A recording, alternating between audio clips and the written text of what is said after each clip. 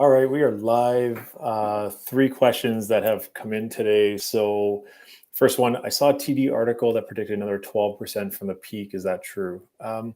Super interesting. Like, I think, anytime these articles come out, it's like, oh, we're going to drop another X percentage from the peak. I think something to factor in is like, they always go in general terms. So, if they say, like, Toronto is going to drop another 12% from the peak, it's like, well, are they relating to the Greater Toronto Area, or is it just Toronto, and then which pocket of Toronto? So I think those are things really to consider. Another great example, for example, like in Oakville and Burlington, I've been pulling some numbers today, and we're kind of back down to that like April, May of 2021 pricing, which has totally wiped out a lot of the gains in those areas during all of 2022 and the second half of 2022, which was a big run up. So those areas have already lost. Let's say lost. I mean, I say that generally, but those areas have already come down quite significantly from the peak, and a lot more than, for example, what it seems like from last month's numbers or the month before. So all these predictions are definitely subjective. I don't think anyone has a crystal ball. Nobody really knows where things are going to go. Expecting another potential, even if it's a small one, but another rate hike in December on the 7th. We'll see what happens there. I've been reading a lot about maybe a 0.25% increase before the holidays, which I think it'd be one of the first increases in December in a long, long time, if not ever. So, and don't quote me on that. Someone can fact check that for sure. But anyway, let's say in a long time. And they also signal that they might not be done yet. Maybe we'll see another one in January. So we'll have to see how rates will affect things. One thing I have kind of noticed a little bit, and don't come after me saying that, I think everything's going to go to the sky again, but I've noticed a lot of activity and picking up from a buyer perspective. I noticed a lot of buyers who have either reached out and said, hey, I've been waiting for things to drop. I feel like they've dropped a pretty solid amount by now. Definitely not the craze that it was in February, March. Can we talk? And you know what? Maybe it's just a conversation, and that's totally fine. Like, what are we seeing on a day-to-day, boots on the ground in the market? And I think those are the conversations that are more important than sometimes just reading one article that might generalize a certain area, or maybe it's talking about the whole all of Canada, which Toronto performs differently than a lot of markets in the country. So just something to consider there. Next question: has the rental market slowed down?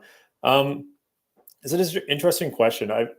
I feel like it's definitely slowed down from where it was like a couple months ago, which was the second a property went on the market, it was leased in like 10 minutes. But now what I've seen is there's a lot of inventory, or a lot more inventory, let's say, and the good stuff, like the stuff that's really nice, is still getting rented. So I think there was a bit of a flood of even units that weren't that well taken care of, that kind of came to market hoping to like catch the last wave of the storm. And honestly, like those units, I feel like have been sitting. But the stuff that's really nice is definitely still very active, very hot. There are still people looking to rent properties, that's for sure, and they're looking for nice units. So if your property is, nicely, I'm not even gonna say like fully renovated. I'll just say like nicely painted. It's super clean, um, all that kind of stuff. Like if your property is clean and it looks good, so the second someone walks in, they can envision themselves being there. If you have really good photos to attract people to want to see the property in the first place, that stuff's super important. So definitely do that on your end before getting on the market. I think a lot of times people are like, oh, you know what? I'm just going to leave it dirty, put it on the market, and then clean it after. But you actually do yourself a little bit of a disservice, because then people are going to go in and see how dirty it is and might turn them off a little bit from the property. So get it cleaned right away, get it on the market. If there's a tenant in there, that's always a little bit different. You're going to want to work with that tenant, and hopefully they're on board to allow showings and stuff like that. But ideally, if it's vacant, get it cleaned and ready for the market. Last question: who has an advantage in the current market? We're definitely in a balanced market, so I would say like it's not necessarily a huge advantage on either side. I think prices have come down. I think that sellers have either adjusted the price point, or if they're sticking to a price that they wanted from their neighbor that got 8 months ago now, they just might not get it. So I think if the sellers are realistic and buyers are well prepared, they're pre-approved, they know what they're looking for, um, they have an open mind, they understand the pricing, they understand where things are at. I think, from a buyer standpoint, there is opportunity out there. I do think that the good stuff is relatively competitive depending on which area, what type of unit.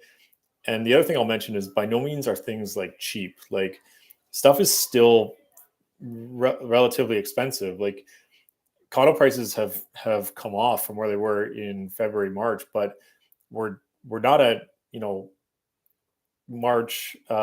not at like January 2021 pricing. We're back at like January 22 pricing. So big difference there. Where we were in January 2021, 6 months of inventory, prices actually dropped in the downtown core 12%. Um, we're basically back in line to where we should have been if we just chopped off the crazy high of this year and just kind of chugged along nicely at about 7% a year. So we're right back to that trend line, and that's okay. So to the question, who is an advantage? I do think that if buyers are patient, if they're ready and they're patient, and you can go see a few properties, and then you're ready to act on one, you're working with somebody who is going to negotiate on your behalf and try to negotiate on your behalf and try to strike up a great deal for you. I think there are opportunities there.